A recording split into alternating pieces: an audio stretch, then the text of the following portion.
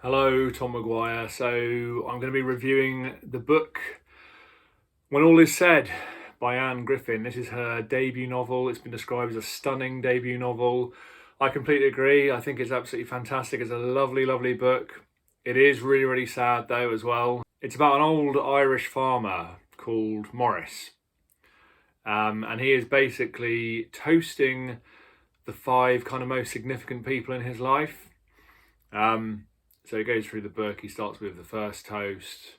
The first toast is to Tony, who is his older brother who died very young, who he was absolutely dedicated to and absolutely loved. So he toasts him with a bottle of stout. There's a lot of kind of Irishness in there that's absolutely lovely, and I kind of really like that because half my family are Irish. My grandparents were Irish. My father-in-law, late father-in-law, died a couple of years ago, was Irish. And I spent a lot of time with him and stuff, so I'm very aware of kind of Irish ways, the sort of drinking culture, I suppose, and all that stuff. And I just like older people as well. I find older people very interesting. I suppose in some ways they're less threatening as well than younger people, aren't they? They're less likely to try and I suppose sort of take you on, and kind of they're often happier to sort of take you under their wing and give you a bit of advice, and I like that. There's a kindness to older people, I think, and so the voice of this man Morris in this story is quite like that. He's wise, he's old, he's kind of kind. He does have his edges as well, to be fair. But it's really, really good. It's kind of heartbreaking in places, though. It did sort of bring me to tears once or twice, I have to say. The second toast is to Molly, who was his daughter, who his wife lost at 8 months. That bit's heartbreakingly sad. The kind of description he gives of how much she meant to him, like his entire life. So even though he only met her for 15 minutes, he says that she was part of his life for his entire life. And some of the descriptions and things he says are just like they really get to you. Actually, they certainly got to me.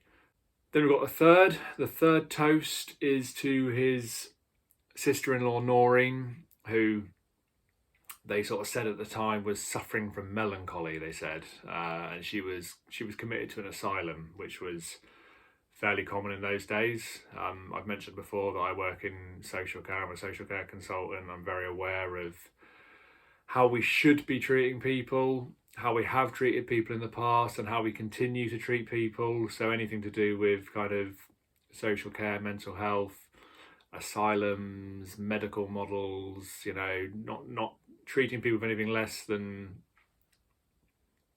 the utmost kind of respect is definitely something that I find quite interesting. So that bit spoke to me as well. The fourth toast is to his son, who is still alive, but he moved to America to be a journalist, and he really talks about kind of the distance between them, I suppose the physical distance in terms of the fact that he's all the way over in America. He talks about when he left and how his wife, Sadie, was so devastated, and they were both really gutted when he went. And he goes off to be a journalist, and being a dairy farmer, being someone who he, by his own admittance, is someone who struggles with reading and writing. He just can't relate to it, but he kind of really respects him for having that ability, and he says that he got it from his mum. So there's that distance as well between them, and that's really quite sad the way he kind of talks about that, but sort of lovely as well the way it's done. It's a really nicely written book, really well written. And then the final toast is to his wife Sadie, who had died 2 years previously, and he's been really struggling. He's basically been really struggling with her death, and that was something else that really hit me. I just kind of, you put yourself in that person's position. It's impossible when you're 39 years old, as I am, to sort of understand what it must be like to be in your 80s, but you can at least give it a go, and you can kind of imagine it a bit and imagine that loss. And it's very sad. And very, like I say, very sort of delicately written in a way that really, really gets to you. I just like the fact that he uses different drinks to toast these people, and it's very Irish. He finishes up on Middleton whiskey, which is something that he absolutely loves, which is a really rare single malt whiskey. I think it's made by the Jamesons, the same people who make Jamesons. My father-in-law, that was his favourite whiskey. It's one of my favourite whiskies as well. Not that I drink very much anymore, but when I do, if I do toast make a toast with whiskey. It tends to be a Jameson's. It's good stuff. He talks about the boom in 2006, and I remember very clearly how the Irish were really kind of chugging along really well, making loads of money, building houses everywhere, you know, massive houses, loads of space around them, buying really expensive cars, and then it just went bust, as it did in Britain as well, the rest of England. But yeah, it's there's a nice quote in the book actually. He talks about when it comes to Irishmen, he says, "It's worse as you get older. It's like we tunnel ourselves deeper into our aloneness, solving our problems on our own. Men sitting alone at bars, going over and over the same old territory in their heads." This is a lovely book. I will read this one again at some point, I think, to be fair. I also gave the audiobook a little listen. I haven't listened to the whole thing. Once I've read a book, I kind of don't necessarily want to go straight over it again, but I will go over it at some point. But I gave the audiobook a little bit of a listen, and the guy who narrates it has got a lovely voice, perfect for the part, I would say. And it's from just from that point of view, it's just a slightly different, pleasant experience to listen to. But a beautiful book, really nice cover as well. There's a few different covers that I've noticed. It's just really nice. I know the cover doesn't really matter for a book, but I quite like to see a nice cover.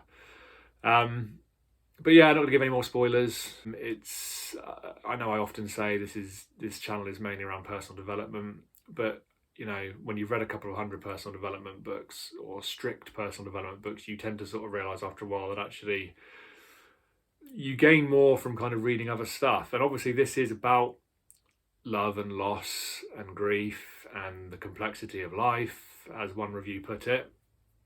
And what better way to develop yourself than to tackle some of those things and to kind of think about those things. So yeah, it's not a personal development, but it's very useful for your personal development, I think. Yeah, it's a fiction, but it's supposed to be based on apparently an encounter that Anne Griffin had with an Irishman in a bar, talking about his life and things, and I think that inspired her to write it. But whatever reason, whatever it was that inspired her, it's just really nice. It's beautifully done, beautifully written. It feels original. Very, very sad though. That's definitely a bit of a warning. It is quite sad. But really good book. I'd have to give this one 5 stars, I think. Yeah. Whatever that means. I know, star ratings, you know. But anyway, please keep liking, subscribing. I am reading, what am I reading at the minute? I'm reading Stephen King's Later at the minute, his latest one. And that's really good. So I'll be doing a review on that soon as well. And that's a bit of I don't often read Stephen King novels, although I do really like his stuff whenever I do read it. So yeah, I'll be reviewing that one very soon. So thanks very much. Hope you're all well. Speak soon. Cheers.